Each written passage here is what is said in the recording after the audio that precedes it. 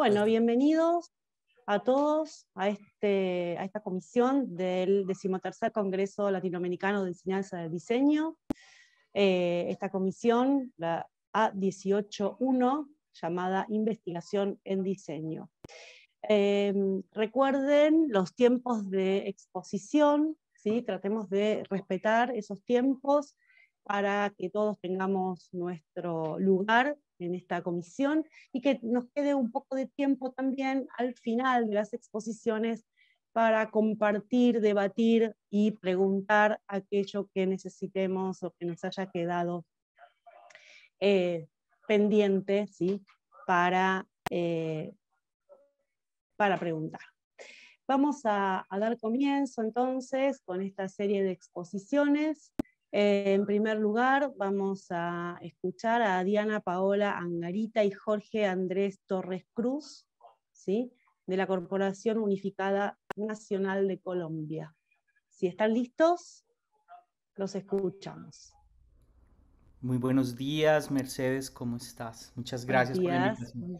Sí, claro, ya Gracias a estamos ustedes. listos y vamos a comenzar. No sé si ven la presentación. Sí, se ve perfecto, pueden empezar. Bueno, muchas gracias. Bueno, nosotros vamos a presentar la evaluación de nuestro prototipo videosintetizador de control ocular como producto de investigación creación.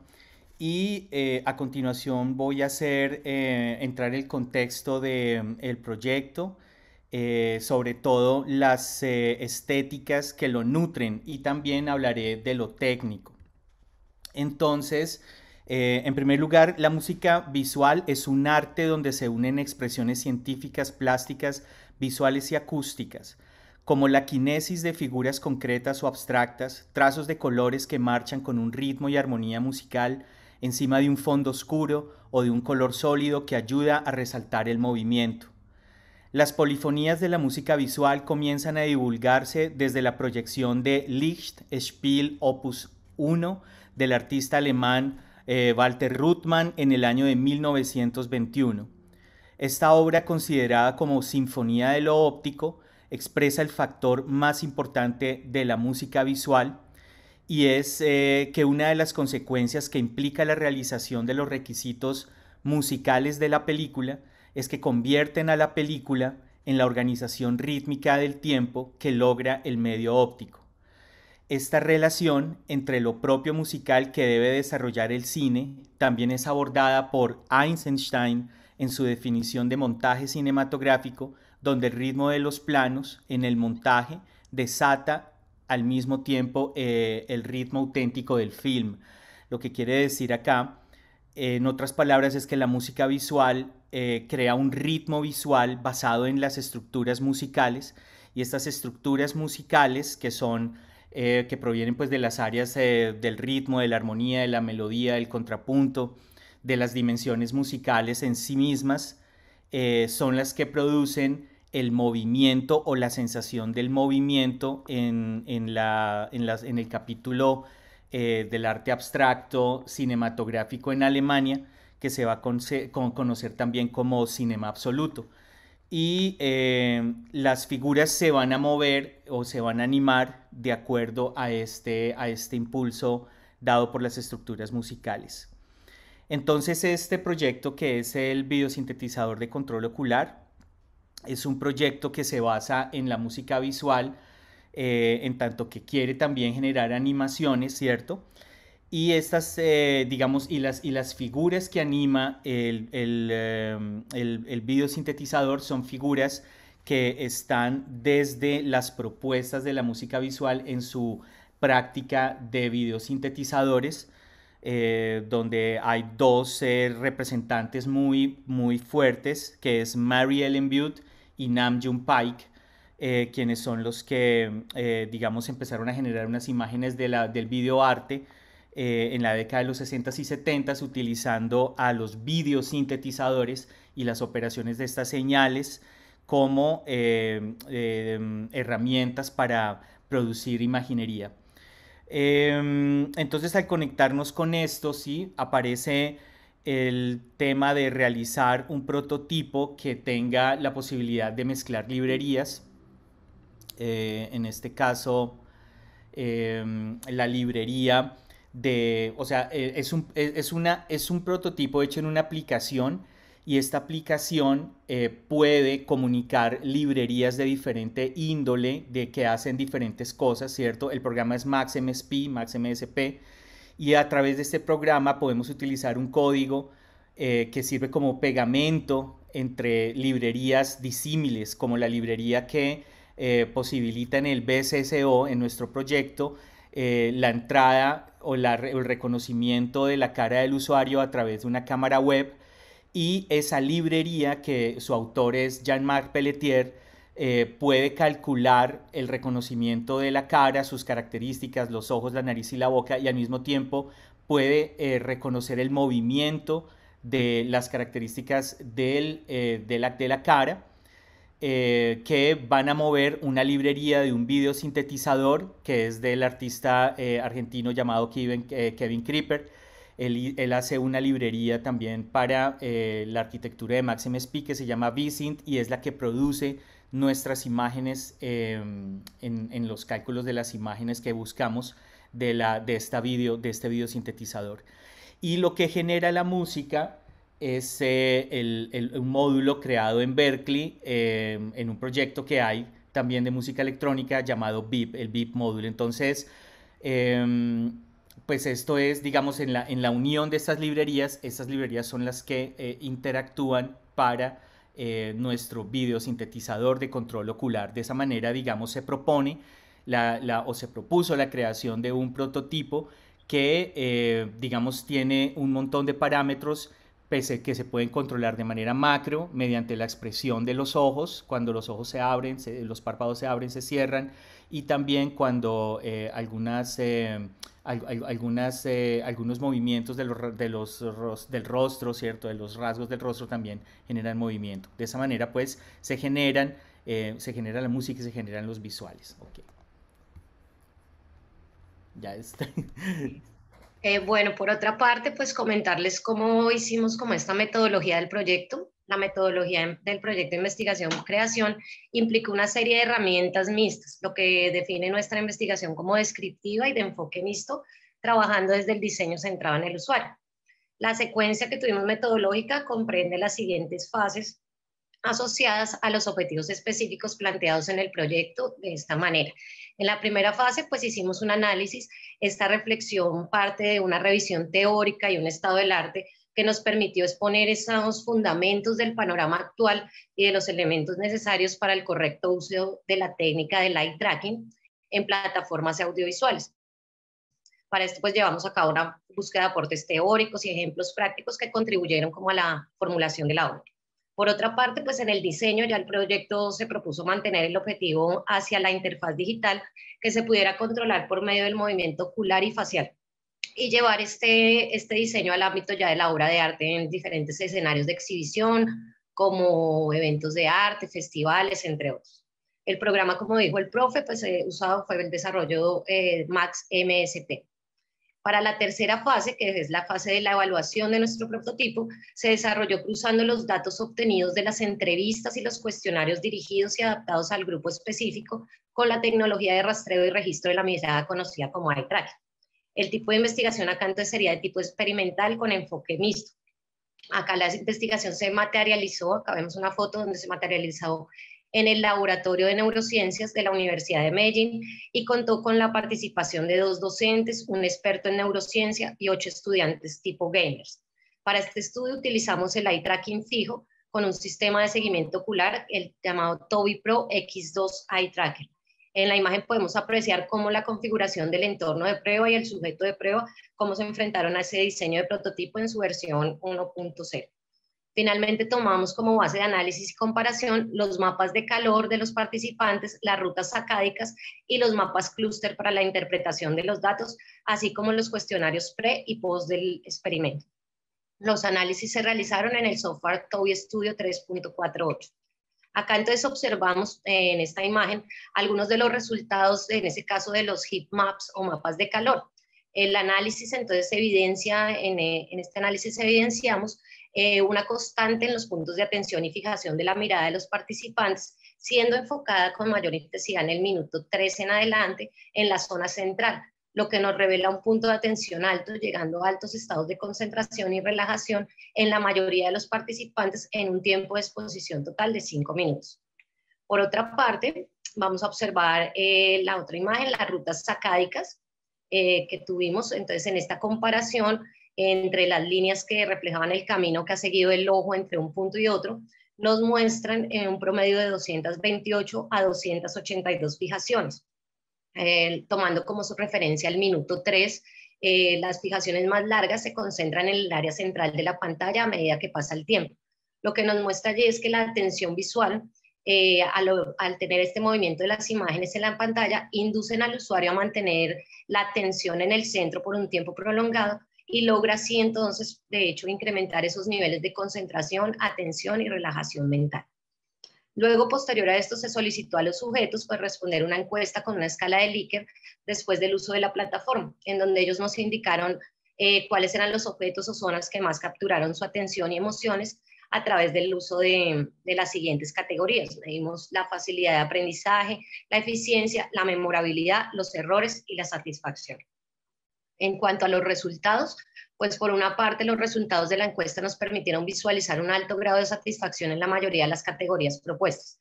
Asimismo, pues la mayoría de usuarios manifestaron sentir estados de relajación posterior a la exposición en la interacción con la pantalla y cómo la combinación entre estos sonidos producidos y las imágenes les causaban esta sensación, determinando así que la música, los colores y las formas sí ayudan a mejorar los niveles de relajación en los usuarios en la plataforma.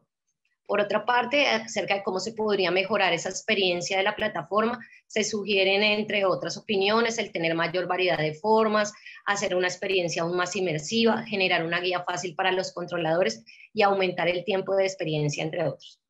Otras opiniones nos sugieren también el poder escoger la música o las frecuencias sonoras y tener la posibilidad incluso de grabar sus propias piezas musicales para generar más posibilidades de creación por parte del usuario, lo que nos deja algunas ideas para mejorar y como una conclusión positiva en general de la usabilidad del prototipo creado. Entonces, creemos para las próximas fases, esperamos mejorar esa interacción del software con el usuario en la reducción o simplificación de controladores, incorporando los movimientos faciales y el control de seguimiento ocular, y exponer la obra en nuevos escenarios de creación donde el público pues, se hará partícipe a través del uso de este software que explorará pues, elementos propios de la música visual.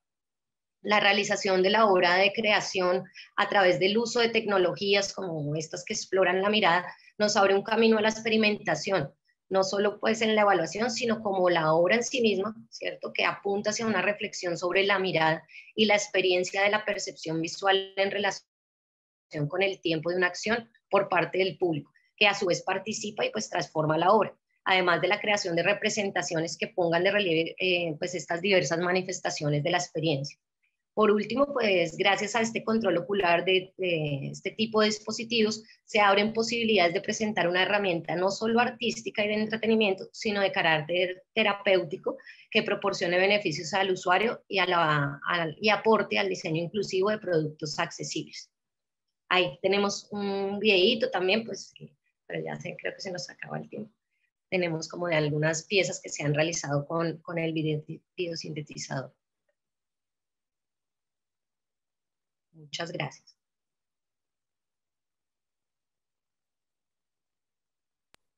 Muchas gracias a ustedes por la presentación. A ver, ahí está.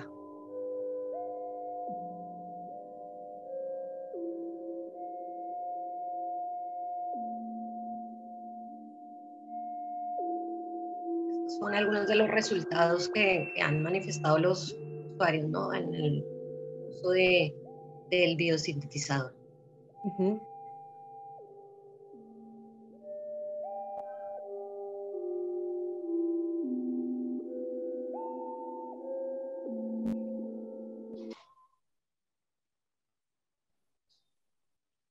Igual es como corto el tiempo, pero pues vamos a tenerlo como en mayor ampliación en el microensayo y el artículo que vamos a enviar. Muy bien, muchísimas gracias. Muy interesante. Seguimos ahora entonces con Rafael Ángel Bravo. del Grupo de Investigación Visualizar de la Corporación Universitaria Autónoma de Nariño, Colombia. Buenos Bienvenido. días. Te escuchamos. Bueno, ¿se ve mi pantalla? Sí.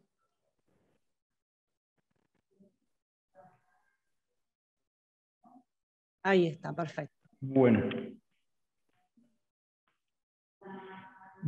el propósito de este proceso que se está realizando dentro de la Corporación Universitaria Autónoma de Rico y nuevas áreas de investigación. Perdón, Rafael, tenemos algún problema de audio, no sé si se entrecorta, no sé si es a lo mejor desactivando la cámara, a ver, probemos a ver si podemos mejorar que no se entrecorte tanto. Un momento. Sí. No sé si de pronto ahí me escuchan mejor. Más o menos. No sé los demás, yo lo escucho No, entrecortado. se escucha bajo. Si puedes acercarte quizás al micrófono. Un momento, voy a cambiar, un 2, 10 segundos, cambio de conexión.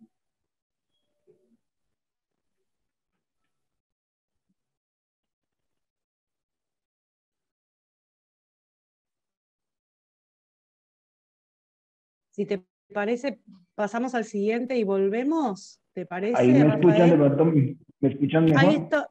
Sí, ahí te escuchamos mejor. Bueno. Bueno, entonces, como les decía, este proceso denominado método folclórico y nuevas áreas de investigación, creación en diseño, se desarrolla como parte de la línea de investigación en patrimonio histórico y cultural del grupo de investigación Visualizar, y surge de una inquietud respecto a lo que ha sido la evolución, a la transformación de los campos de acción y de los campos de investigación y de lo que son los alcances temáticos en la investigación en diseño. Cuando el grupo de investigación surge, unos 10 años atrás, uno de los propósitos que tenía el grupo en ese momento era permitir un espacio a los estudiantes, en el sentido en que no existieran unas restricciones tan estrictas respecto a lo que podía desarrollarse en cuanto a la investigación, porque digamos una de las problemáticas que se generan a veces es justamente esa limitación que a veces se ponía a algunos estudiantes respecto a qué temas podían o no abordar. Muchas veces se pasaban unos filtros donde decían, no, es que este tema no es pertinente dentro del diseño gráfico, diseño visual, diseño industrial. Se considera que algunos temas no eran pertinentes porque, digamos, algunos estudiantes estaban empezando a explorar otros campos que podían ser un poco alejados de lo que tradicionalmente se entendía como válido dentro de la investigación en diseño. Entonces se empieza a observar desde finales de la década de los 90 una serie de exploraciones que existen desde proyectos de investigación en diseño relacionados con la gráfica urbana popular y con fenómenos afines como la cultura popular, expresiones del folclore, que se analizan desde una perspectiva de lo visual. Entonces, con el grupo de investigación se han venido desarrollando una serie de proyectos que tienen que ver justamente con esa exploración o con ese abordaje del diseño gráfico hacia fenómenos socioculturales o hacia fenómenos de carácter folclórico. Entonces, con este ejercicio que se está planteando, que se ha venido desarrollando una serie de publicaciones en este último año, lo que se ha buscado es como entender un poco ese camino que ha seguido la investigación en diseño para llegar a ese punto, cómo la investigación en diseño empieza inicialmente abordando un poco lo que son temas de culturas precolombinas, de lo que son las expresiones gráficas precolombinas, para posteriormente empezar digamos que a tomar ese camino relacionado con la gráfica urbana popular, que finalmente termina llevando a la observación de fenómenos de carácter sociocultural desde la imagen y posteriormente en un nivel más general. En ese sentido, pues se toma un referente inicialmente que es un botánico colombiano que era Díaz Piedradita, quien él desde su disciplina, desde la botánica, empieza a utilizar la fotografía como una herramienta de registro. Entonces lo que hace es un proceso de registro fotográfico, clasificación del material y análisis a partir de unas expresiones de la gastronomía colombiana, que era el uso de las hojas naturales dentro de la gastronomía, algo como lo que se utiliza a nivel latinoamericano en lo que son los envueltos. Entonces, este primer referente es muy importante porque nos muestra cómo desde la disciplina se empieza a utilizar la imagen como elemento para estudiar fenómenos que tienen una connotación cultural y cómo la fotografía entra a ser parte del proceso. También se tiene en cuenta otro referente muy importante, que es el de Ocampo, quien plantea lo que se denomina como el método folclórico, y en ese método folclórico él plantea una serie de etapas que van desde la recolección del material, desde el estudio, desde la recolección visual del hecho folclórico, la clasificación del material, el análisis y por último la generación de productos de investigación, de lo que son los productos escritos. Y por otro lado tenemos el caso de los diseñadores Charles y Ray Eames, que los he tenido pues, como un referente constante dentro de últimas investigaciones, como unos pioneros de lo que es la investigación, creación en diseño. Como referentes en la investigación, creación en diseño desde los años 50, trabajando en una serie de cortometrajes que abordaban diferentes fenómenos de carácter cultural, y también como un referente a la hora de entender un poco lo que ha sido la investigación creación en diseño, que si en ese momento está todavía denominado bajo esa etiqueta, bajo ese nombre, ya venían ellos desarrollándolo desde los años 50, generando procesos investigativos a partir de fenómenos culturales que llamaban su atención y que finalmente ellos terminan, digamos que conduciendo esa investigación hacia la creación de productos audiovisuales, justamente a partir de elementos como el pan, el cual ellos entendían más allá del alimento como el pan como un elemento simbólico que representa las diferentes culturas,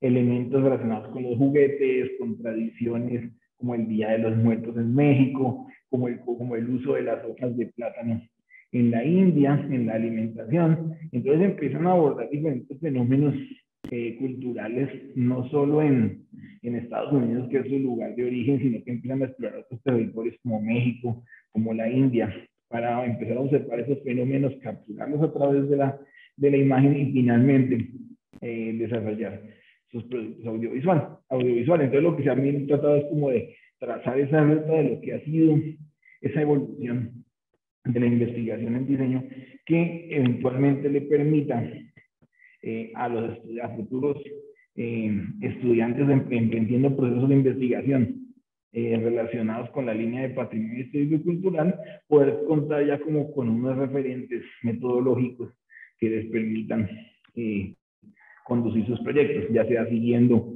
el modelo de Charles y Ray Eames, el modelo folclórico de Ocampo. También se ha analizado los referentes, un caso de los últimos 4 años, que es el caso de Carlos Gaviria Veláez, que es un estudioso de la cocina colombiana, quien también hace un ejercicio de estudio de las expresiones de las cocinas tradicionales, las cuales finalmente a través de la fotografía lleva a una presentación. Es decir, él aplica ese conocimiento en una serie de preparaciones que finalmente a través de la fotografía termina difundiendo. Entonces termina siendo la imagen el vehículo para registrar estos fenómenos culturales o el vehículo para finalmente dar a conocer esos resultados.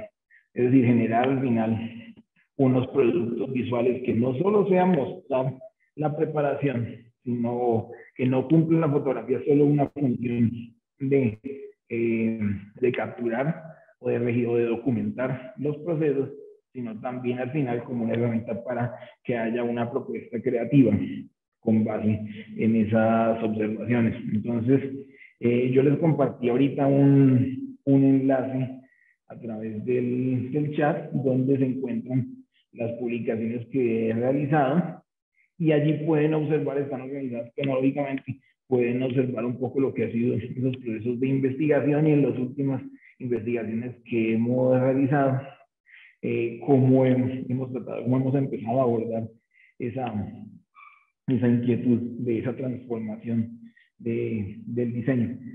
Eso finalmente pues lo que nos conduce es primero a que el diseño tenga también una función social o una función como disciplina que ayuda a la preservación de los saberes populares y de ciertas expresiones populares, y también que nos permita darle al estudiante también como de alguna manera como unos caminos metodológicos para emprender ese tipo de proyectos.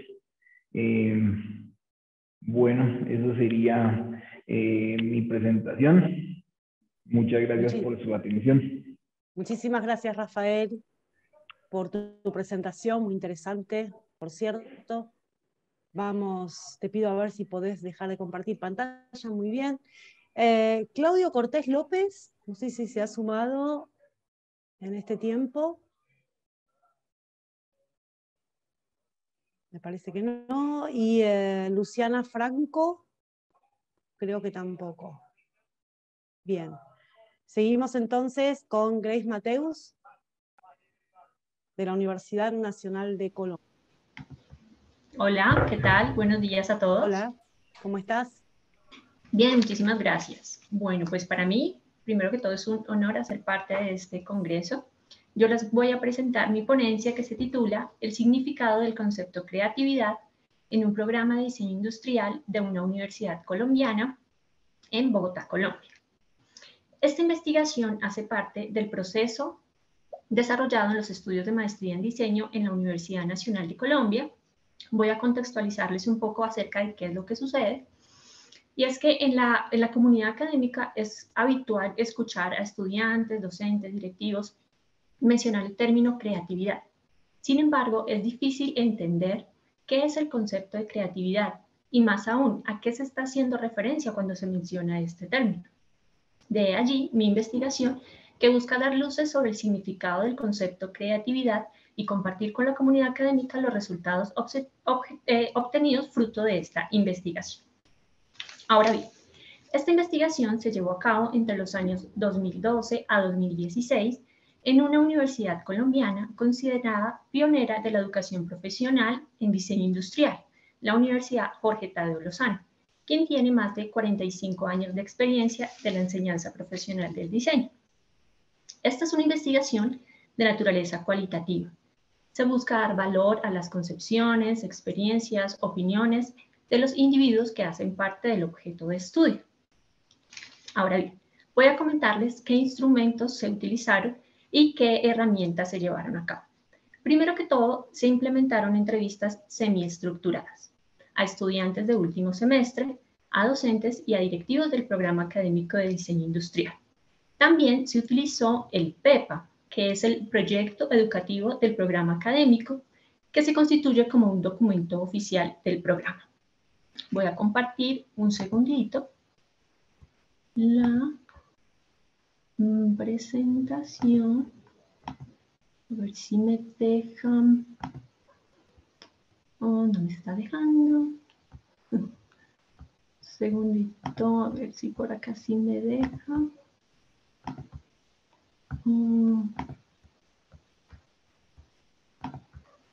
Sí, ahora sí.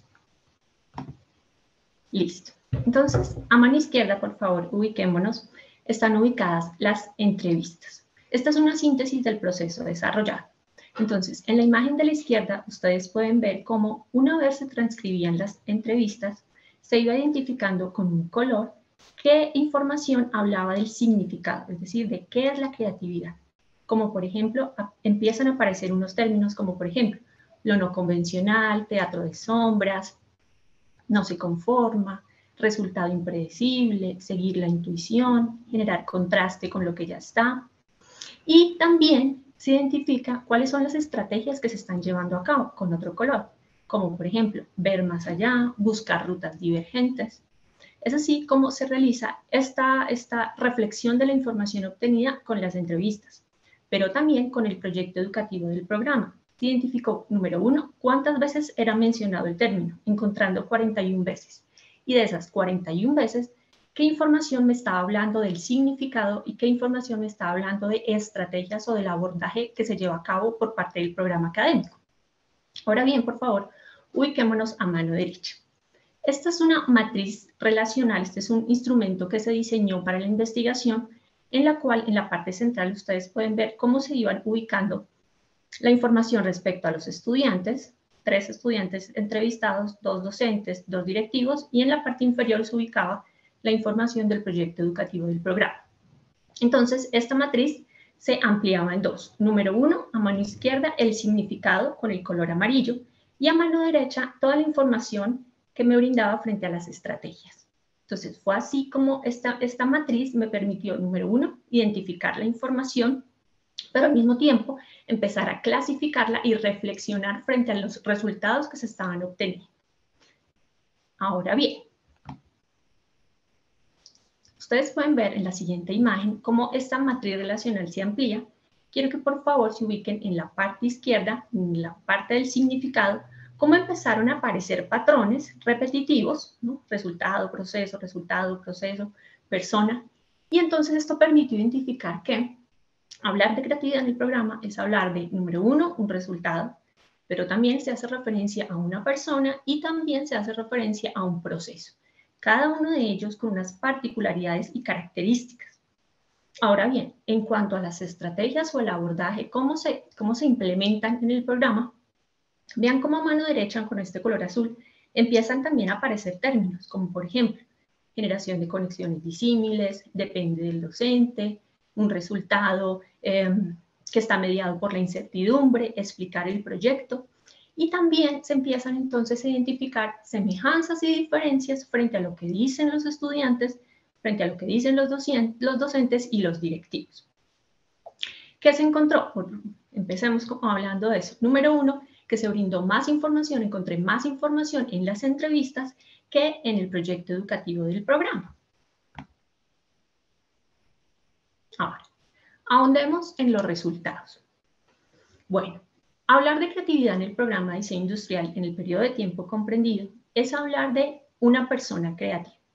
Una persona creativa, en este caso un estudiante creativo que tiene unas características particulares. Número 1, que no se conforma. ¿No se conforma con qué? Con lo que existe, con lo que ya se ha visto, conseguir un modelo o una ruta preestablecida. No, es una persona que se arriesga, es una persona que le gusta experimentar, que vence el miedo, que supera esa barrera de preocuparse por el qué dirán los demás o preocuparse por ¿qué pasará si sigo por esta ruta desconocida? También es esa persona, es este estudiante que no se preocupa por el resultado final, sino que se deja llevar por su intuición, por lo que siente hacer en el momento y no se detiene a pensar tanto en el por qué o el para qué, no se deja llevar tanto por la razón. Esto tiene que ver, se obtuvo como resultado con una actitud propositiva por parte del estudiante, pero también con una actitud receptiva frente a las estrategias que busca impulsar el docente. ¿Y por qué les digo esto? Porque frente al proceso creativo se encontró en el programa que hace referencia a aquellas estrategias que utilizan los docentes para impulsar la creatividad de los estudiantes. ¿Por qué? Se identificó que no todos los docentes se interesan por impulsar la creatividad de los estudiantes. Incluso cuando se hacía la pregunta a estudiantes, ellos recordaban de forma puntual el nombre y el apellido del docente, más no la asignatura. Entonces, Depende mucho del docente, de las estrategias que ellos mismos desarrollan con sus estudiantes. Voy a compartirles algunas de estas estrategias identificadas. Una de estas estrategias es, por ejemplo, evitar decirles el producto al cual se busca llegar. Por ejemplo, evitar decirles, bueno, muchachos, vamos a diseñar una silla o vamos a diseñar un carro, sino que el resultado se genera fruto del proceso de aprendizaje, fruto del proceso de diseño. También, otra de las estrategias que se identificó es compartir el proceso de diseño con una persona que no tiene relación con el proyecto, sino con una persona que nunca ha escuchado, como por ejemplo un compañero de otro semestre, para nutrir ese proceso de diseño, incluso darse cuenta de aspectos que no habían tenido en cuenta. Otra estrategia que se identificó es generar conexiones disímiles. Entonces, un docente les decía a los estudiantes, bueno, muchachos, vamos a trabajar con el concepto castigo divertido. Entonces, con este concepto, los estudiantes empezaban a pensar y a reflexionar, uy, ¿cómo voy a diseñar algo que represente un castigo, pero a la vez sea divertido y produzca risa? Es decir, generaba un reto para el estudiante poder generar esa conexión visible. También ver más allá de lo que se percibe a simple vista. Por ejemplo, estaban buscando como una fuente de inspiración la desolación en un terreno. Entonces, la docente empezaba a decirles, ¿y qué tal, muchachos, si piensan, por ejemplo, en las flores que crecen en ese lugar desolado, en ese lugar desértico? Entonces, ellos empezaban a reflexionar y a ver aspectos que no habían percibido. También impulsarlos a que desarrollen lo que sienten hacer en el momento y eviten las preguntas de ¿y esto para qué? Esta estrategia que está impulsando el docente, ¿para qué? ¿Cuál es el sentido? Sino dejarse llevar por la estrategia y dejarse guiar por sus impulsos. Ahora, frente a un resultado creativo, ¿qué se encontró? ¿Qué característica? Número uno, que es diferente a lo convencional, a lo que ya existe, a lo que se ha visto previamente. Es un resultado que llama la atención inmediatamente, que hace que las personas al observarlo se pregunten, ¿y cómo llegó a este resultado? Que se sorprendan. Por lo general resulta impredecible. Es decir, ¿recuerdan lo que habíamos dicho al principio, evitar decirles el producto desde un comienzo? Pues justamente esta estrategia promueve eso, la generación de resultados impredecibles.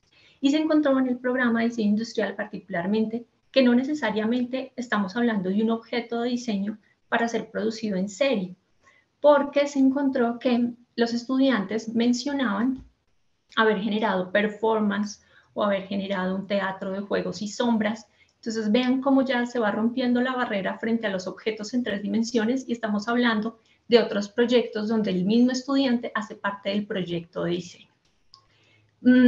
¿Qué me queda de esta experiencia y de este proceso de investigación? Número uno, que es muy importante que los docentes se pregunten acerca de las estrategias que están implementando con sus estudiantes para potenciar en ellos la creatividad. También compartir con la comunidad académica cuáles son las estrategias que están llevando a cabo los docentes. Y también por parte de los estudiantes que ellos se pregunten cuáles son las estrategias que están llevando a cabo en la actualidad o que pueden llevar a cabo en un futuro para generar resultados creativos. También este espacio me permite recomendar encuentros y relaciones entre docentes y estudiantes, por ejemplo, estos congresos, presentar ponencias para retroalimentar los conocimientos que estamos adquiriendo en los estudios investigativos en diseño y así fortalecer el campo de conocimiento de la investigación en diseño. Pues no me queda más sino darles las gracias y nos vemos en una próxima oportunidad. Muchas gracias, Grace, por compartir tu presentación, los resultados de tu trabajo de investigación. Vamos a seguir con Fernando Nava, si estás. Fernando. ¿No? Bien. João Carlos Plácido da Silva. ¿Me escucho? Sí, sí, escuchamos. Sí. Para que todos estén bien. Y puede ser un poco más alto. Um pouco mais alto. Ah, é o Sim. microfone melhor? Eso.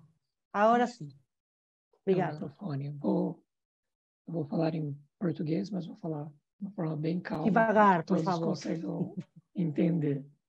Ok. Compartilhar minha tela.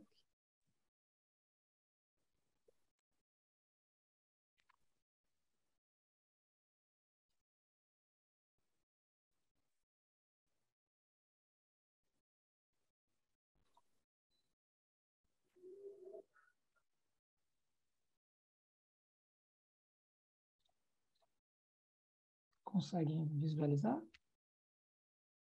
Sí. Não, maravilha. Só para ter algumas imagens, para facilitar Ok. um pouco da apresentação. Bom, esse Muy bien. estudo ele é baseado exatamente numa experiência acadêmica que eu tenho na questão do ensino do desenho.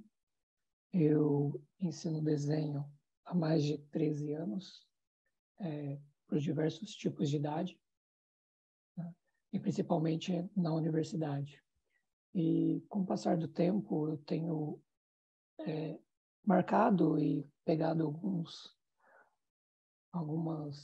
desenhos, algumas evoluções, que eu comecei a notar uma dificuldade muito grande, principalmente na representação tridimensional dessas pessoas quando elas chegam na universidade, nos primeiros anos de universidade do curso de design. Hoje eu sou professor na Universidade Federal de Uberlândia, aqui no Brasil, e eu dei aula de desenho para a universidade particular há mais de 6 anos e 4 anos na Unesp, na Universidade Pública de São Paulo. Agora estou na Universidade Federal, e eu vi essa diferença, principalmente quando os alunos começam a se apegar muito em ferramentas digitais. Então, eles apresentam os conceitos de projeto de design já em ferramentas digitais, já finalizados. E isso acaba demandando muito tempo e diminuindo a capacidade criativa de quem está desenvolvendo. Ao fazer essa análise, eu comecei a recorrer ao ensino antes da universidade. Qual que era a diferença dos ensinos que estavam acontecendo principalmente no fundamental e no ensino médio. E eu comecei a verificar que houve uma redução muito drástica, principalmente nas disciplinas que tinham relação a essa apresentação visual manual. Então, o desenho, ele é uma habilidade nata do ser humano, ela precisa ser trabalhada. Todo mundo, quando é criança, começa a se expressar desenhando, e com o passar do tempo, a gente vai perdendo essas habilidades em troca da habilidade da escrita. A escola começa a suprimir a habilidade de desenho e ampliar demais as disciplinas que estão mais ligadas com a escrita. Principalmente no Brasil, a gente tem visto essa redução de todas as atividades que são fora dos ensinos de biológicas e exatas. Toda a parte de humanidade, de expressão, elas têm uma sua carga reduzida ao passar dos anos, e com isso a gente está criando uma população que tem uma dificuldade muito grande de visualização tridimensional. Então a gente acabou começando a ensinar os nossos alunos universidades que, para eles serem profissionais, eles precisam mostrar o mais claro possível como é aquele projeto, o que antigamente não ocorria. Em alguns outros países também não ocorre.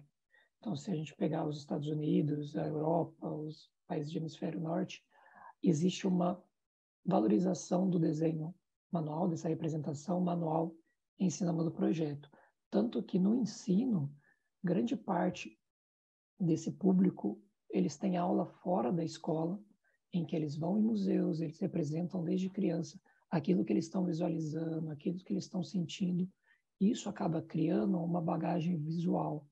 Então, o repertório visual que permite com que essa população consiga visualizar esses projetos, sejam elas como projetistas ou como clientes.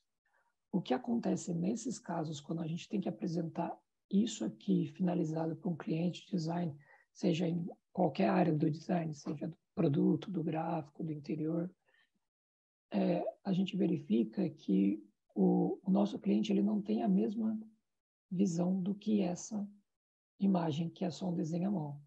Aí a gente fala assim, mas óbvio que quando você tem essa representação mais realista, é muito mais fácil da pessoa entender. A diferença é que esse tipo de representação, um profissional leva de 10 a 20 minutos, quanto esse tipo de apresentação demora, às vezes, 3, 4 dias para você realizar. E se tem alguma modificação nesse projeto, ele vai demorar de 2 a 3 semanas para ser finalizado novamente. E uma modificação aqui leva 20, 30 minutos. Então, a gente tem essa dificuldade, tanto do profissional, que acaba levando muito mais tempo para desenvolver o seu conceito e apresentar a sua proposta para um cliente aprovar, do que se toda essa população tivesse essa representação visual ensinada e valorizada, como é em diversos outros países. Então, essa valorização permitiria realmente essa volta do ensino da representação visual e a necessidade que a criação necessita do manual. Tá? Não se cria hoje nada, não se deve criar hoje nada no digital, uma vez que o digital ele serve só de ferramentas. Então, o digital, óbvio que é uma ferramenta nova que permitiu a gente chegar a patamares de projeto muito claros e muito melhores apresentados, finais, mas ela reduz a capacidade da criação, uma vez que as ferramentas digitais elas são parametrizadas, ou seja, elas são programadas. Então, se tem alguma coisa que ali não está tão claro, se é difícil de fazer, o programa mesmo vai me impedir de criar essa solução para o meu cliente ou para um usuário final.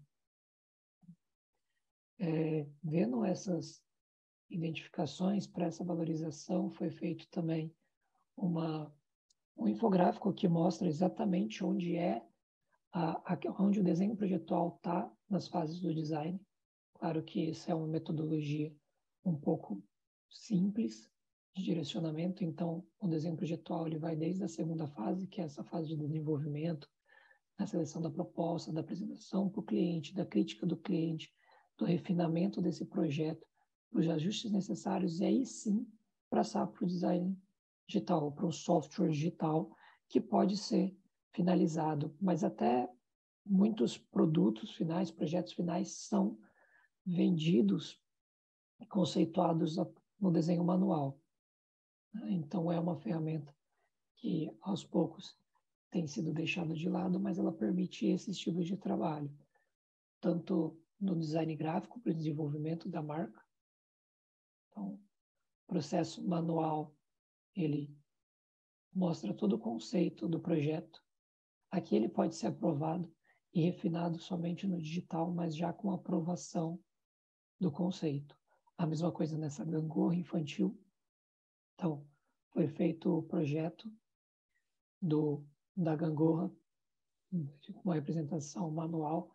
Foi aprovado esse projeto nessa representação, para depois se criar a modelagem virtual e passar para a criação no molde, depois a fabricação em série. Como também nessa projeto de arquitetura, toda a fachada da casa foi aprovada no desenho e depois foi passada para o 3D, para a parametrização do projeto também. E nesse caso, numa engenharia hidráulica, também essa representação ela é mais clara e mais fácil de ser discutida e desenvolvida de uma maneira mais clara. Então, esse texto ele traz bastante essas preocupações e essas reflexões através de algumas análises bibliográficas sobre essa importância que tem o desenho no ato projetual, para que possamos não só permitir que os desenvolvedores consigam criar projetos mais inovadores, mais originais, mas como que os clientes tenham uma cultura visual muito mais apropriada e muito mais aprofundada para aceitar esses projetos e entender de forma tridimensional esses projetos sem a necessidade de uma modelagem mais avançada ou de algo que demandaria muito tempo, que posteriormente precisaria de um refinamento, e isso acaba ampliando os projetos, e com esse tempo de ampliação, isso também acaba elevando os custos, ou esse custo acaba indo para o cliente, ou para o profissional que está desenvolvendo, que acaba levando muito mais tempo, ganhando menos do que se deveria nesse tipo de projeto de design. Obrigado.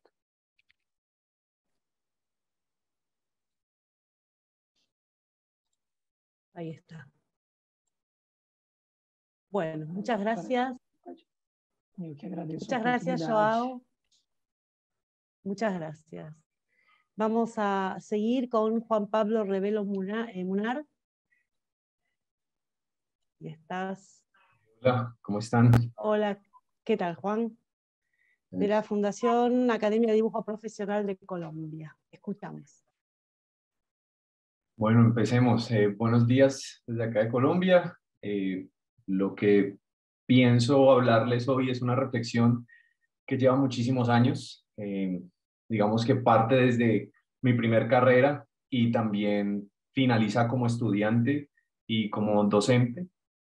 Digamos que la pregunta más grande que siempre nos ha creado dentro de nuestra profesión y de nuestros quehaceres es saber qué significa la palabra diseño y saber qué significa la palabra arte. Tuve la oportunidad en el 2018 de estar en este congreso y algo que me quedó sonando de una profesora que pertenece a la maestría de diseño de la de Palermo, de apellido Di Vela, es que últimamente los investigadores nos atemorizan responder las preguntas de manera puntual, como qué es creatividad, en el caso de la compañera Grace, o responder puntualmente qué es diseño y qué es arte, y nos atemoriza tanto que todo el tiempo estamos diciendo, este es un acercamiento a la palabra, este es un acercamiento al término. Son palabras propias de la profe. Y decía que hay muy pocos investigadores en esta área, así que digamos que eso fue como una palmada en la espalda para seguir con lo que les quiero contar. Hay que plantear un punto de partida y es el Crystal Palace. Voy a ahorrarme como el tiempo de explicarles qué es el Crystal Palace, supongo que muchos de ustedes lo conocen. Primer lugar donde se expusieron obras y objetos de uso cotidiano, pero que traían o evocaban como una estética y una cultura y una razón de ser de pasado atrás.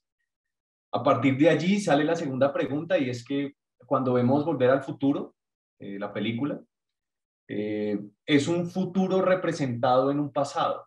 Entonces la pregunta suelta es, si yo creo un objeto hoy en día en el 2022 con herramientas de 1500 y con técnicas de 1500 y con los planos y absolutamente todo lo que está del 1500 hoy en día con las herramientas actuales, ese objeto puede ser de esta época o es un objeto de la época antigua. Eso me llevó a escudriñar y entender que el Crystal Palace no fue más que un salón de exposición frankensteiniano, actualizando palabras de Maldonado, y eso me llevó a entender cómo era la manera de creación y cómo se pensaba el crear objetos y el crear obra desde ese momento. Y aparecen las logias, aparecen las academias, aparecen las escuelas, cada una con unas diferencias. Digamos que se inicia primero imitando todo lo que el maestro decía que se debía hacer, el estudiante debía, el aprendiz debía representarlo tal cual y como el maestro lo decía. Digamos que en ese mecanismo lo que había era una mera copia de la copia, de la copia, y digamos que se cortaba de alguna manera el pensamiento creativo, la libertad. Y más adelante todo esto fue evolucionando hasta que llegamos a una escuela también muy reconocida, que es la escuela Bauhaus, digamos que fue la pionera, junto con la ULM de Alemania, en determinar metodologías para poder crear, ¿sí? En un principio no se estableció que lo que se estaba desarrollando era diseño. Incluso la palabra Bauhaus es como un acercamiento a lo que significa hoy en día la palabra diseño. Son un juego de palabras, es una palabra compuesta entre construcción y casa, en alemán, pero que conjunto no significan construcciones de casas, ¿vale? Sino que es simplemente una manera de establecer un diálogo entre dos corrientes importantes, que es la técnica por un lado y el arte por otro lado, ¿no? Ellos, técnica era el plomero, el latonero, el carpintero, la señora que cosía, que tejía, y por el otro lado teníamos los artistas que eran sensibles al color, a la forma. Entonces estaba Vasily Kandinsky, estaba Moholy-Nagy, bueno, y una cantidad de profesores que estaban metidos allí. Y en un principio, digamos que las clases se daban en conjunto, ¿no? Un personaje que sabía mucho de técnica y un personaje que sabía mucho de la sensibilidad del color y la forma. Y a partir de la fusión de esos dos elementos salían objetos de uso cotidiano, objetos que no imitaban ni evocaban un pasado, pero que tenían una relación directa con la artesanía, con los elementos manuales. Digamos que este principio de poder fusionar la técnica con el arte y de poder estudiar el pasado sin tener que imitarlo y representarlo, genera un cambio, ¿sí? Un cambio formal.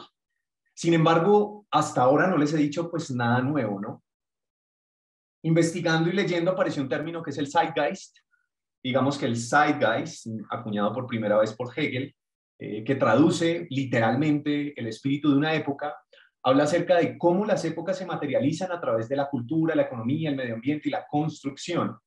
Es decir, cada vez que nosotros hablamos de Grecia o cada vez que hablamos de Egipto, se nos crean unas imágenes en nuestra cabeza de colores y formas que establecen un periodo y un tiempo a través de esos colores, esas formas y esas texturas. A eso Hegel se refería con el Zeitgeist, es decir, cómo las épocas son construidas por la misma sociedad, pero que son congeladas, llamémoslo así, en el tiempo y que se pueden representar de alguna manera. Pues me puse a pensar qué tal si los objetos, y hablo objetos en términos globales, incluso la obra de arte considerada como un objeto, pueden ser también el resultado de este Zeitgeist. Y digamos que las clases de historia del arte tienden a utilizar esto, ¿no? Entonces, a partir de una obra o a partir de un objeto o a partir de una construcción, pueden hablar acerca de cómo funcionaba culturalmente, económicamente, medioambientalmente un entorno, ¿sí? Es decir, que el Zeitgeist no solamente estaba acuñado a lo socioeconómico, como proponía Hegel, sino que también lo podemos acuñar a los objetos. ¿Cómo hacer esta fusión? Y mi objetivo principal es tratar de actualizar la palabra diseño y arte utilizando este concepto de Zeitgeist. Pero para poder actualizarlo, primero tenemos que definir qué es el tiempo, ¿no? Y no me voy a meter pues por lados del cuánticos ni nada de esas vueltas, sino establecer dos tiempos que tenemos en nuestra cabeza. Uno que es el tiempo lineal, digamos que el tiempo lineal va de un punto cero o un punto hacia un infinito, pero recorre de manera lineal, como esta conferencia. La empezamos hace una hora. Eso significa que lo que está sucediendo todo el tiempo es ir hacia adelante. Y si yo me quiero atrasar en esta conferencia, pues mirando el video, pues me va a decir exactamente lo mismo, como un libro. Entonces digamos que el tiempo lineal se manifiesta de un punto cero hacia el infinito y que tiene un problema gigante y es que está todo el tiempo desactualizado. Pues porque todo el tiempo vive en un presente continuo, ¿no? Que se va adelantando hacia un futuro infinito. Y por el otro lado tenemos el tiempo simultáneo. Me acuerdo de un libro que leí de Borges que se llama El Aleph, en donde él trata de explicar qué significa el tiempo simultáneo. Voy a acuñar una frase y es: bajé secretamente, rodé por la escalera vedada, caí, al abrir los ojos vi el Aleph. El Aleph, repetí, sí, el lugar donde están, sin confundirse, todos los lugares del orbe, vistos desde todos los ángulos. ¿Qué significa entonces el tiempo simultáneo? Que justo en este momento, mientras yo estoy hablando en mi casa, cada uno está en su casa estableciendo otras dinámicas. Justo en este momento puede estar cayendo una piedra en un planeta X a muchos millones de años luz de la Tierra. Hay una mariposa en este momento muriendo, hay una mariposa naciendo. Es decir, todo está ocurriendo al mismo tiempo. Y digamos que la manera en cómo se manifiesta ese tiempo simultáneo es complejo, por no decir imposible, que nosotros lo podamos percibir. ¿Cómo se manifiesta entonces cada tiempo? Cuando hablamos del tiempo lineal, lo podemos ver manifestado en una película. Yo entro al cine, inicio, nudo, desenlace, o final, inicio, nudo, final. Hay unas maneras pues de construir unas dinámicas de tiempo en el cine. Digamos que con el libro también funciona igual. Un libro tiene un inicio y un final. Un ensayo, la misma conferencia que estamos dando, son maneras de manifestar ese tiempo lineal. La vida misma, nosotros estamos configurados para establecer diálogos en un tiempo lineal. ¿Cómo se manifiesta entonces el tiempo simultáneo y qué tiene que ver el Zeitgeist con todo esto que estamos hablando? Pues resulta que los objetos de diseño, sillas, mesas, casas, inodoros, todos los objetos de diseño, lapiceros, vasos, son producto o es la manifestación de ese tiempo simultáneo. Ya voy para allá. Y lo mismo el arte representado a través de la pintura, representado a través de la escultura, son maneras en cómo se manifiesta ese tiempo simultáneo. Pilas que aquí no metí ni la escritura ni el cine, ya les voy a explicar la razón. Cuando yo me enfrento a un objeto por primera vez, ese objeto me está hablando a mí en un lenguaje que le hemos llamado lenguaje de la forma. Me está hablando desde la forma, desde el color, desde la textura, todo está diciéndomelo al mismo tiempo. Es decir, cuando me enfrento con un vaso o con una silla por primera vez, toda esa forma me está hablando al mismo tiempo de la misma manera. Eso sería la simultaneidad expresada en un lenguaje como el objeto. Lo mismo sucede con la obra de arte. Acuñando un poco a Wittgenstein, el problema que tenemos al momento de enfrentarnos con dicha obra es que primero lo sacamos de su lenguaje natural, que es el simultáneo, y lo llevamos a un lenguaje antinatural, que es el lineal. Es decir, cuando me enfrento con la obra, empiezo yo a describirla. Y en el momento en que empiezo yo a describirla, empiezo a generar una secuencia lineal que desactualiza la obra todo el tiempo. Y entramos en un loop en donde queremos convencer al que está al frente o al espectador de qué es lo que quiso realmente representar el artista en este cuadro. O con una silla funciona lo mismo, solamente que la silla está enmarcada en una cuestión de descripciones, más no de interpretaciones. Si llegase yo a interpretar un objeto, pues saltaría a convertirse en posiblemente una obra de arte. Entonces, cuando yo saco, por eso acuñé a Wittgenstein, al objeto de su lenguaje no nativo, para traducirlo en un lenguaje lineal, que es con el que nos podemos expresar, pues desactualizo el objeto y lo convierto en un problema. Por eso es tan complejo definir la palabra diseño y la palabra arte, porque todo el tiempo estamos buscando la definición en el objeto. Y resulta que si nos centramos en el objeto o en la obra de arte para definir algo, primero lo estaríamos desactualizando todo el tiempo y segundo, nos encontraríamos con infinidades y posibilidades de definiciones. Pues existen, no sé, pongámosle un número, 1 millón de sillas en el mundo diferentes, por ende existirían 1 millón de definiciones diferentes. Y si tenemos 1 millón de definiciones diferentes con algo que es algo tan complejo y que estamos generando como profesión, pues estaríamos haciendo Frankensteins o elementos similares a lo que ocurría en el Crystal Palace, porque no estaríamos enfocados en una sola visión. Ese es el problema a la hora de hablar de diseño con una persona que no conoce diseño. Se ve enfrentada con infinidades de definiciones. Lo mismo ocurre con el arte. Ahora, sumado a esto con el Zeitgeist, resulta que les hablaba de que el Zeitgeist es construido por una sociedad, un elemento económico, político, cultural alrededor de un objeto o de un espacio-tiempo. Cuando esta sociedad crea estos objetos en ese entorno, tienen un significante y un significado específico de la época, según su Zeitgeist. En la medida en que avanza el tiempo, esta sociedad se va perdiendo, digámoslo así, va muriendo, pero el objeto mantiene en el tiempo como un elemento inmortal, mal llamado inmortal, más bien un objeto que va a perder su Zeitgeist, y va a perder su Zeitgeist porque es toda la sociedad que está alrededor, va a ir muriendo, y en la medida en que va muriendo, este objeto va atravesando el tiempo lineal hasta llegar a otra época con un Zeitgeist diferente. Ejemplo, las pirámides de Egipto. Las pirámides de Egipto están llenas de interpretaciones, tanto así que no existe una verdad absoluta para poder definirlas, sino que todo el tiempo se está redefiniendo.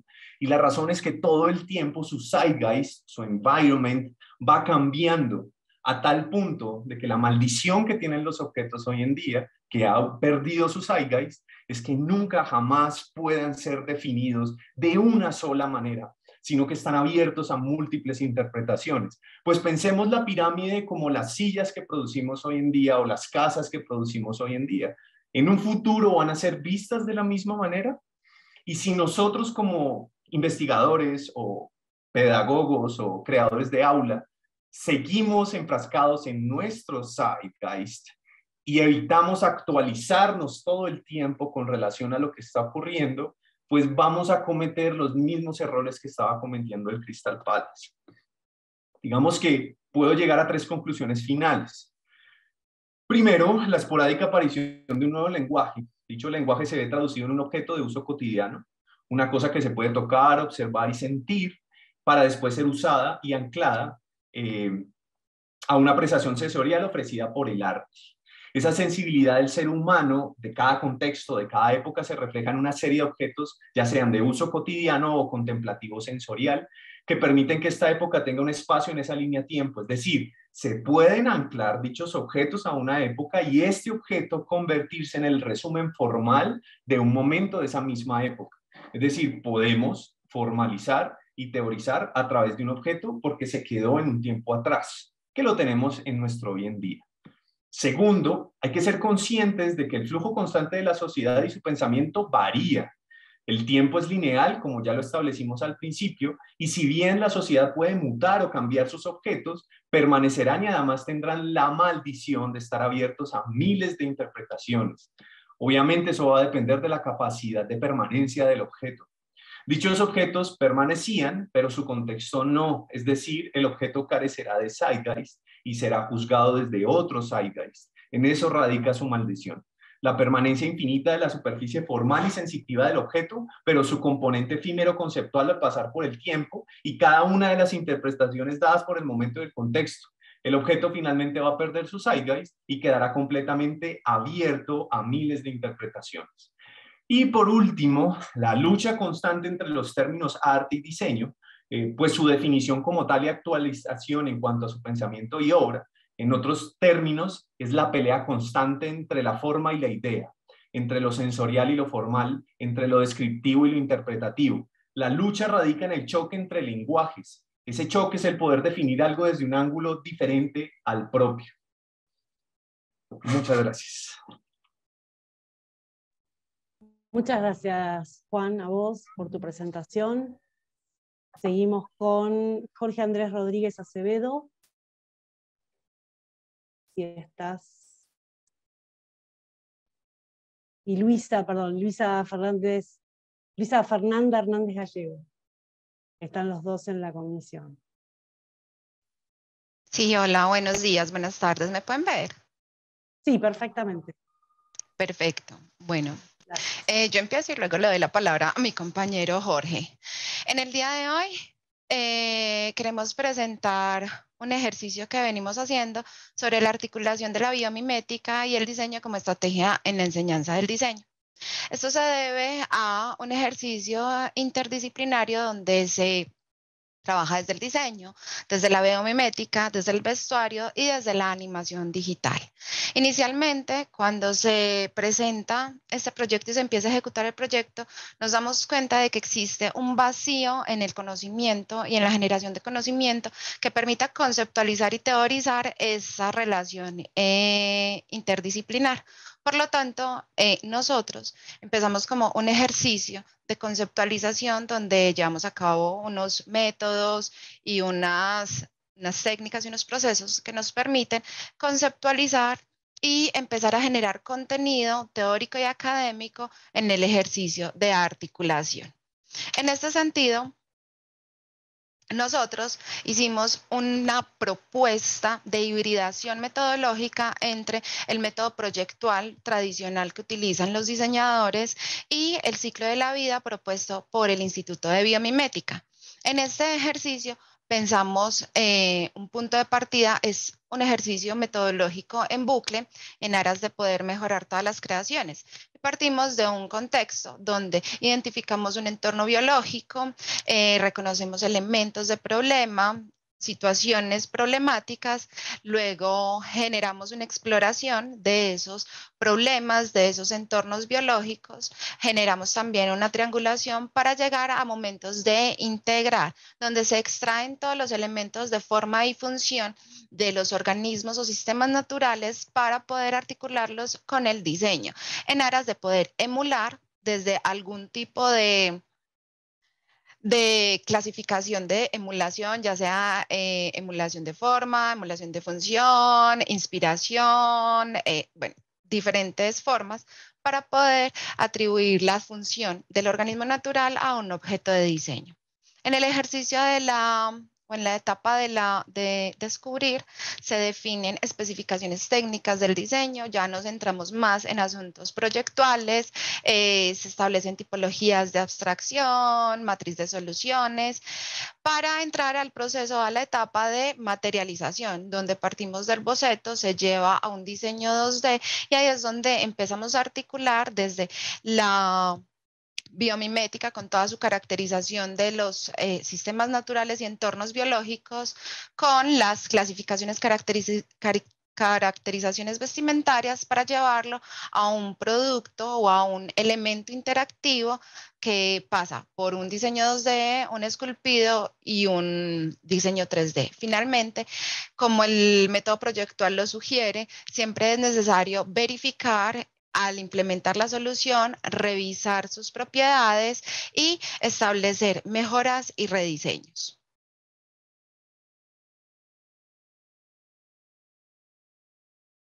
Jorge. Muy bien, muy buenos días para todos. Espero que me estén escuchando bien.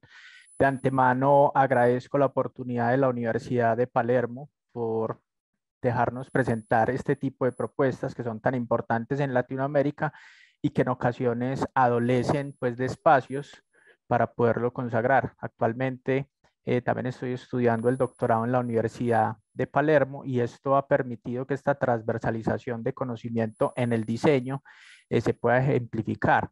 Algo muy importante de lo que queremos recalcar de nuestro proyecto, que actualmente todavía seguimos desarrollando, es que la parte de la biomimética, la parte del diseño, la parte del vestuario, la parte de la animación digital, no solo lo estamos viendo como un elemento estético, sino que estamos procurando soluciones a las problemáticas que actualmente se viven en Medellín. Por ejemplo, este primer ejercicio que tuvimos para referenciar, como lo podemos observar con el escarabajo oxycornio, que es el escarabajo verde pelotero, en este momento se encuentra en un estado vulnerable en la población de Medellín por la urbanización. Entonces, lo que nosotros queremos hacer es que esto esté en un contexto social y que diversifique ese mundo y que no solo permee desde la parte del diseño como elemento estético, sino como la parte social y funcional. Entonces, en ese orden de ideas, quisimos vincular estos programas que tiene la institución universitaria Pascual Bravo para hallar soluciones a las problemáticas inminentes y transversalizar el currículo como tal. Entonces, nuestra primera inspiración vino de esta parte de la fusión de las formas del escarabajo y la parte del modelo como tal para empezar a generar otro tipo de elementos. ¿Puedes pasar, Luisa, por favor? Entonces, en esta parte utilizamos esa metodología proyectual que caracteriza el diseño con la ilustración del concept art que se ve en la parte de la animación digital y los videojuegos y empezamos a ver esos artefactos vestimentarios que puedan contribuir a diferentes problemáticas para que entendamos un poco más ese contexto.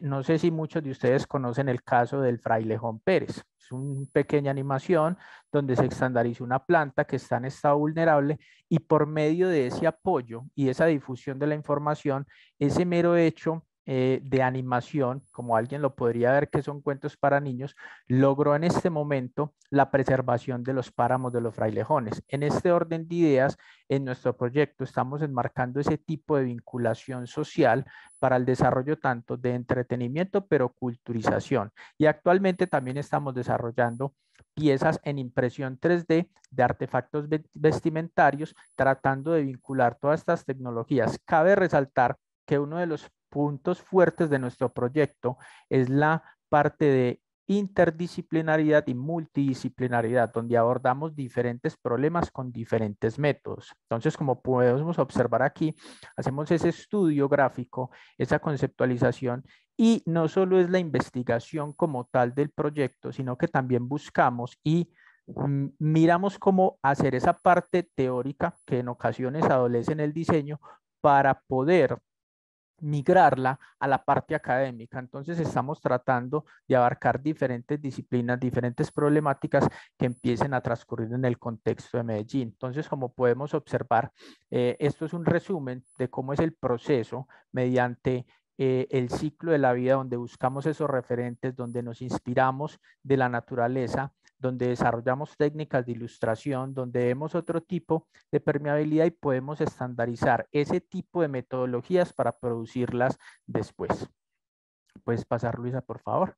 En este caso, este ha sido parte del resultado. Cabe aclarar que estamos ya realizando en esta parte del proyecto elementos interactivos donde este tipo de propuestas puedan migrar a otros escenarios. Entonces, como podemos ver en esa parte de la bocetación, el desarrollo ilustrado, la parte 3D, también utilizamos diferentes software. enfatizándonos más en el proceso que en el mismo software como tal. Lo que buscamos es mirar diferentes alternativas que puedan canalizarse a diferentes soluciones de las problemáticas sociales, tanto en diseño, vestuario, elementos sociales y la parte interactiva, que es algo muy importante que se vio durante o que se está viendo durante toda digamos, post-pandemia, donde vimos que los recursos digitales son imperativos en el marco de las soluciones. Cabe aclarar que, por último, este tipo de metodologías también las estamos migrando, estamos trabajando ya con la Facultad de Ingeniería, donde estamos desarrollando un vehículo eléctrico que utiliza este tipo de metodología, donde vamos mirando todo ese ciclo y podemos permear diferentes soluciones a las problemáticas sociales. En este caso, con el vehículo eléctrico, miraremos la parte de sostenibilidad ambiental y en el caso particular del proyecto que estamos observando es esa difusión por la parte tanto a chicos, jóvenes y grandes respecto a cómo se integran todos estos elementos que buscan el desarrollo de propuestas, no solamente comunicacionales, sino de alto impacto como tal. Muchísimas gracias. Muchísimas gracias a ustedes. Muchísimas gracias por la presentación, muy interesante la investigación que están haciendo. Seguimos con Luz del Carmen Vilchis, de la Universidad Nacional Autónoma de México. Sí, muchas gracias. Comparto pantalla. ¿Cómo no?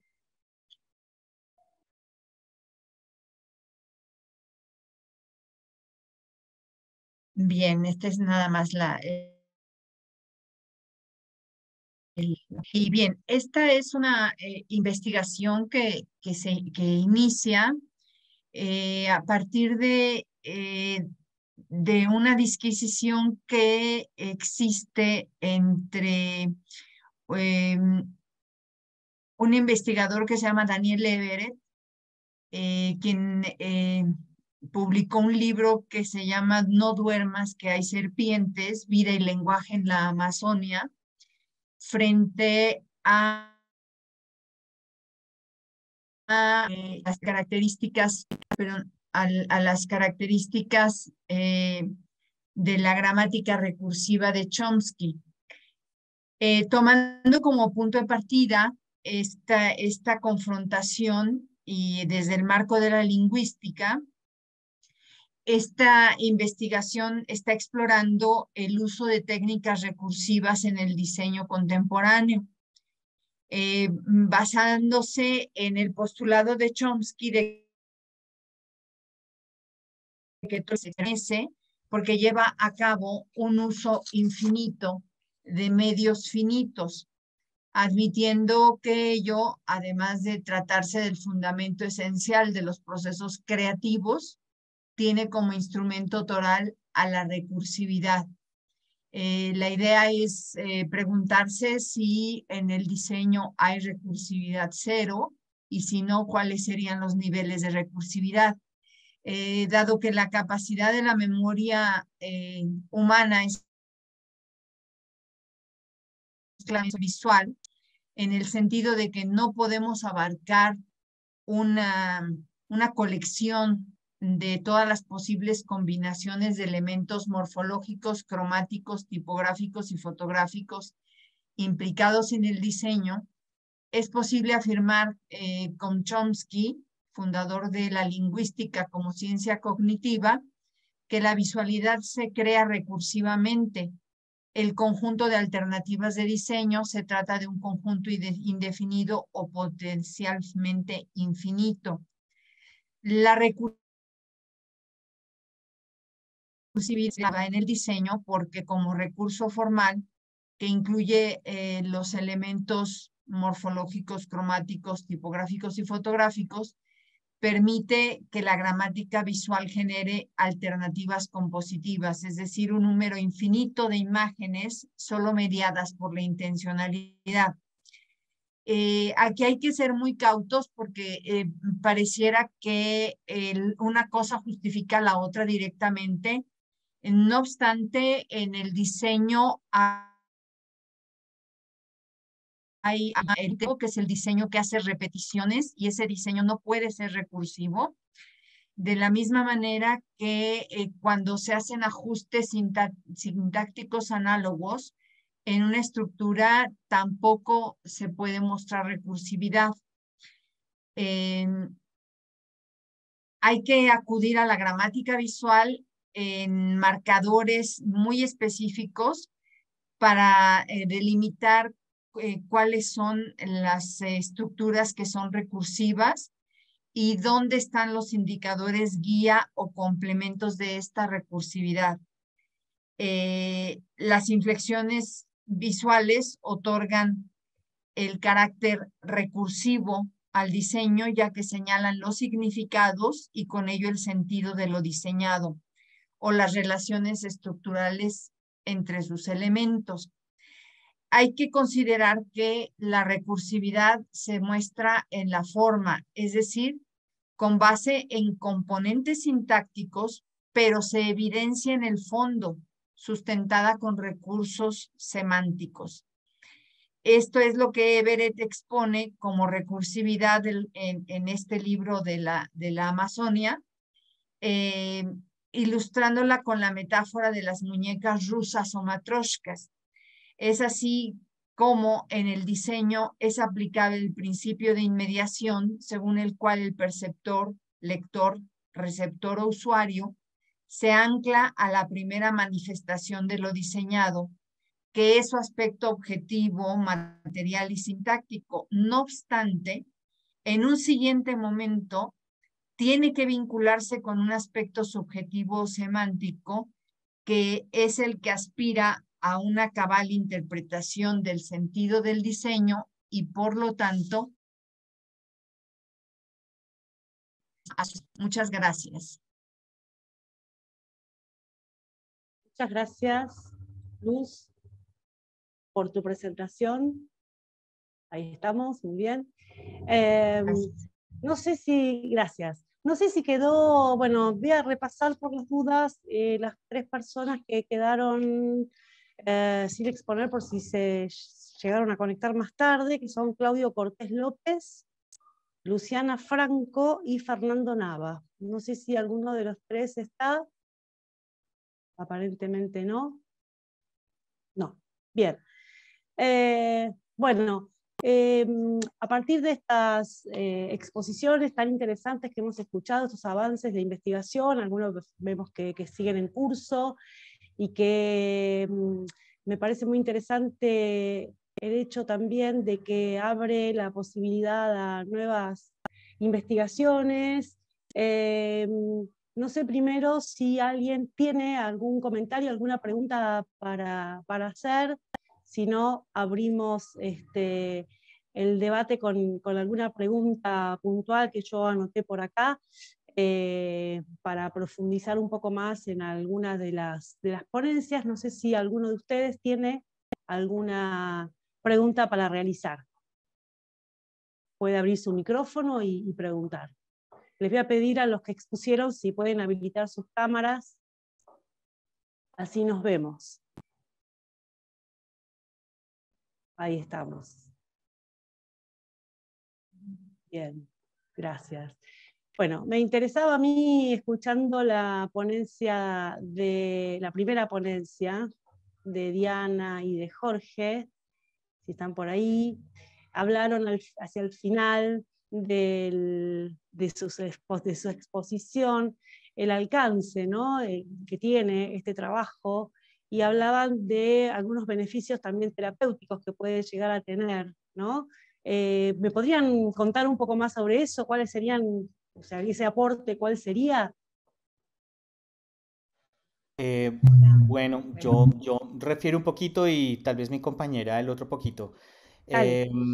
Pues fíjate que nosotros hicimos el estudio con un público de videojugadores, gamers, ¿cierto? Entonces también ellos manifestaban como una necesidad después de todo el estrés que te puede generar un videojuego, digamos un videojuego que tiene unas secuencias y una forma, o sea, que utiliza mucha violencia, que digamos que apela mucho a unas conexiones neuronales que son, pues, no sé, cargan y entonces ¿cómo tú te sales de eso? Entonces, tal vez la necesidad de un aparato o de otro sistema también digamos, del mundo de las imágenes de vídeo que pudiese relajar al jugador posteriormente. Digamos, eso es como algo que yo sentí propio de esta experiencia del análisis y hablando con esos chicos. Y desde luego, pues el propósito terapéutico es, o sea, hay algo del arte óptico en en estas imágenes, ¿cierto? Hablamos de estas famosas imágenes de Moiré, ¿cierto? O sea, que es, por ejemplo, que tú tienes un patrón y este patrón lo pones en un feedback que sea el mismo patrón, pero que se desvíe un poquito y que siga, que roten, ¿cierto? Pues vas a generar unas imágenes muy interesantes a nivel de efectos ópticos. Y esto con un poco de música, pues sí, como que aliviana un poco y relaja un poco los estados cerebrales. Vale, hasta ahí. Bien. Yanita, no sé si quieres decir algo. Sí, por otra parte, pues los ejemplos que encontramos acerca de, pues tenemos muy en cuenta lo que es el diseño accesible y el diseño inclusivo. Y en este sentido, pues hemos visto cómo hay aplicaciones que se generan de esto que permiten, por ejemplo, a personas con discapacidad motriz acceder a nuestra aplicación, acceder a este software a través del solo el controlador de la mirada o de los gestos faciales o del seguimiento ocular. Entonces, esta tecnología pues nos pareció súper importante en cuanto al avance que se puede llegar a hacer para distribuirla como, no solo como un juego, un entretenimiento, sino como por los niveles que evidenciamos en el laboratorio de que generan niveles de concentración y relajación en cualquier tipo de participante. Entonces esto fue pues como muy importante y pues estamos como muy ligados a la línea de eso, del diseño universal, del diseño inclusivo. Entonces por ese lado pensamos que esta es una herramienta que puede facilitar utilizarla no solo por personas, se puede utilizar por personas que tengan algún tipo de discapacidad motriz, ¿no? Entonces esto nos pareció súper importante en los resultados que encontramos para encontrar de concentración y relajación. Exacto. Sí, les digo, lo comento porque, bueno, por una cuestión personal, un tema auditivo que yo tengo, en su momento, hace como 20 años atrás, existían unos dispositivos que después fueron reemplazados por algunas aplicaciones del celular que para emitir sonidos, ¿no? Y también de relajación visual para atenuar los efectos de los zumbidos en los oídos, ¿no? Entonces, yo lo asocié por ese lado y me pareció, sí, me pareció algo, cuando vi las imágenes que ustedes fueron presentando, me vino eso a la cabeza, ¿no? Incluso de la composición musical, porque hacia allá, pues el videosintetizador se vuelve una herramienta de trabajo, ¿no? Muchas gracias por la aclaración. Guillermo, veo tus manos levantadas. No sé si estás o la bajaste la mano. Parece que no. Bueno. Y también un poco, a ver, en sintonía con lo que ustedes decían, esto de la resolución de algunas problemáticas sociales, también hicieron referencia a Jorge y Luisa, ¿no? A partir de esta metodología. También la aplicación posible, ¿no? Para la resolución de problemáticas, mirar un poco más allá de la propuesta concreta, ¿no? Estos aportes tan importantes que pueden hacer estas investigaciones. ¿Los dos están cursando el doctorado en diseño en la universidad? ¿No? Ah, entendí que estaban haciendo el doctorado. Solo perfecto. Jorge. Bueno. Y este trabajo lo están presentando para el doctorado también. Pues realmente ¿O mi es? tesis, sí, mi tesis sí tiene que ver con la aplicación de personajes. Yo estoy trabajando sobre Ujú, la aplicación de personajes de videojuegos AAA y estoy viendo que es un hito bastante de la sociedad contemporánea digital actual. ujú, Leo mucho respecto a Manovich y cómo estos medios digitales empiezan a permear y a volverse un corpus del conocimiento claro. actual. Entonces, como Ujú. parte de esa propuesta, estoy trabajando ese ensamble con el doctorado como tal. Bien, muchas gracias. Bueno, y por otro lado también, que un par de cosas me parecieron interesantes de los aportes que hizo Grace con esto del concepto de la creatividad, que a veces nos parece un concepto que es como muy, como que queda muy, muy en el aire, ¿no? Muy abstracto. ¿Cómo lograste darle una bajada concreta, un significado para a partir de allí poder identificar ¿no? ¿De qué estamos hablando cuando hablamos de creatividad, ¿no? Identificando esas particularidades que tiene? Así que también ese me pareció un aporte muy, muy interesante. En el chat ustedes están viendo, si estuvieron mirándolo a medida que fueron desarrollando las ponencias, una serie de informaciones que les fuimos poniendo sobre sobre la agenda tanto actual del Congreso como incluso la agenda para el año que viene, ¿no? Ya estamos proyectando el próximo encuentro, la próxima Semana Internacional del Diseño, con esta posibilidad que se abre de que va a ser una modalidad híbrida, ¿no? Presencial y virtual, a la cual están todos invitados a participar, ¿sí? Acá hay un mensaje, no sé si lo vieron, Grace y Juan, por parte de Lina Olmos, creo que estás como asistente, ¿sí? Que les piden algún tipo de contacto, ¿sí? Para un trabajo que está realizando de investigación. ¿Sí? Bien. No sé si alguien más tiene algo para agregar, algo para preguntar, que quiera aclarar incluso de su propia ponencia, si siente que sintió que quedó corto en alguna cuestión. ¿No? ¿Estamos bien? Bueno, entonces los invito a seguir participando. Seguramente alguno de ustedes tenga ponencias en alguna otra comisión. Así que los dejamos por ahora y nos volvemos a encontrar con todos, ¿sí? En alguna de las comisiones del Congreso. Les agradezco muchísimo la participación y sobre todo los aportes, ¿sí? Que próximamente van a poder volver sobre las comisiones, ¿no? En las grabaciones que van a estar, creo, si no me equivoco, a partir del 1 de septiembre ya disponibles. Ahí, bien, gracias Grace por compartir tu tesis de maestría, ¿sí?